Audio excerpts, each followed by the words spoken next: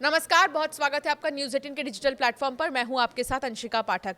1 मई से जबरदस्त बदलाव हो रहे हैं और ये बदलाव आपकी जेब पर असर डालने वाले हैं। क्या है वो बदलाव, जल्दी से जानिए इस वीडियो के जरिए। कमर्शियल सिलेंडर आज यानी 1 मई से 900 रुपए से भी ज्यादा 994 रुपए तक महंगा हो गया है। दिल्ली में ये 3071 रुपए में मिल रहा है और 5 किलो वाले फ्री ट्रेड एलपीजी सिलेंडर की कीमतों में 261 रुपए का इजाफा किया गया है। इस बढ़ोतरी के बाद अब छोटू सिलेंडर की रिफिल कीमत 813 रुपए हो चुकी है। इसके अलावा ऑनलाइन गेमिंग रूल्स 2026 प्रभावी हो गए हैं और मई में होने वाले 4 और क्या बदलाव है, आइए आपको बताते हैं। पहले तो सिलेंडर की बात कर लेते हैं क्योंकि ये आम इंसान की जेब से जुड़ा हुआ है मामला।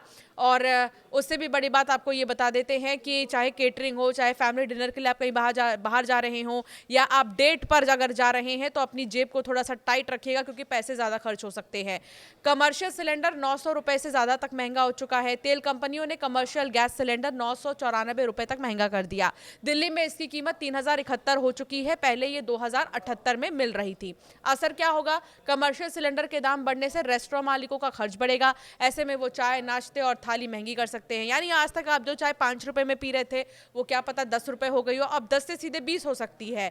शादियों की केटरिंग भी महंगी हो सकती है। एफटीएल सिलेंडर की कीमत 261 रुपए बढ़कर 813 रुपए हो चुकी है। पहले इसकी कीमत 552 रुपए थी। 5 किलो घरेलू सिलेंडर के दाम अभी भी 339 रुपए जो है उस पर स्थिर है।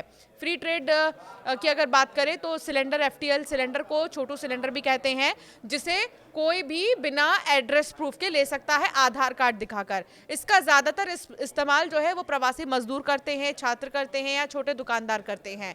ऑनलाइन गेमिंग के लिए नए नियम आज से लागू हो गए हैं। क्या है वो, आइए जानते हैं। देश में आज ऑनलाइन गेमिंग रूल 2026 प्रभावी हो गए हैं। इसके तहत online gaming authority of India बनेगी। ये संस्था ऑनलाइन गेम्स को रेगुलेट करने, उन्हें अलग अलग कैटेगरी में बांटने और उनकी मॉनिटरिंग का काम करेगी। इसके तहत गेम्स को 3 कैटेगरी में बांटा गया है: online money games, online social games और esports. Money games ban है, जबकि अन्य गेमिंग प्लेटफॉर्म के लिए रजिस्ट्रेशन बहुत ज्यादा जरूरी होगा। अब विदेशी गेमिंग कंपनियां भी भारतीय कानून से बच नहीं पाएंगी। अगर कोई कंपनी भारत में सर्विस दे रही है तो उसका मुख्यालय कहीं भी हो, उसे भारतीय नियमों का पालन करना ही होगा। यूजर्स की सुरक्षा के लिए ऑनलाइन गेम्स में उम्र की सीमा, पेरेंटल कंट्रोल और टाइम लिमिट जैसे फीचर्स होंगे। गेमिंग के दौरान होने वाले फाइनेंशियल ट्रांजैक्शंस पर भी नजर रखी जाएगी। असर इससे क्या होगा? सख्त नियम और उम्र सीमा, पेरेंटल कंट्रोल जैसे फीचर्स से गेमिंग की लत और धोखाधड़ी के मामलों में कमी आने की उम्मीद की जा रही है, जिससे यूजर्स के लिए सुरक्षित माहौल बन सके। तो वहीं विदेशी कंपनियों पर नकेल कसने से सट्टेबाजी रुकने की उम्मीद है। इससे सरकार के राजस्व में बढ़ोतरी होगी और ई स्पोर्ट्स को एक वैध खेल के रूप में ज्यादा पहचान मिलेगी। तीसरा बड़ा बदलाव क्या होने वाला है, ये भी सुनिए। डीजल और हवाई ईंधन का निर्यात सस्ता होगा और बदलाव होगा, सस्ता होगा। और बदलाव इससे क्या क्या होने वाले हैं?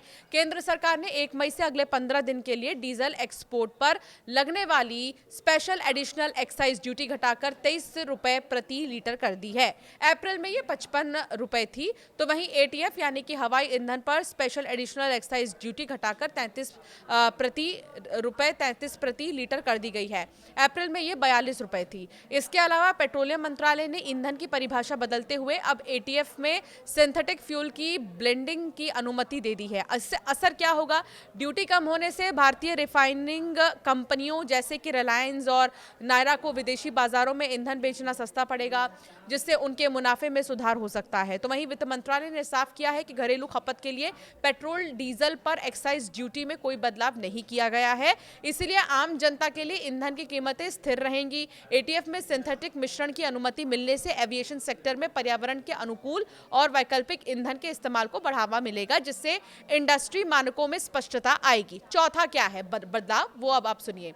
यूएई आज से ओपेक और ओपेक प्लस से अलग हो गया है। बदलाव क्या होगा इससे? संयुक्त अरब अमीरात 1 मई से ओपेक और ओपेक प्लस से अलग हो गया है।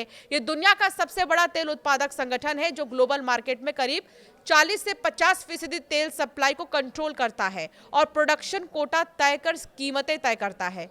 ओपेक की पाबंदियों से बाहर होने के बाद यूएई तेल उत्पादन बढ़ा सकेगा।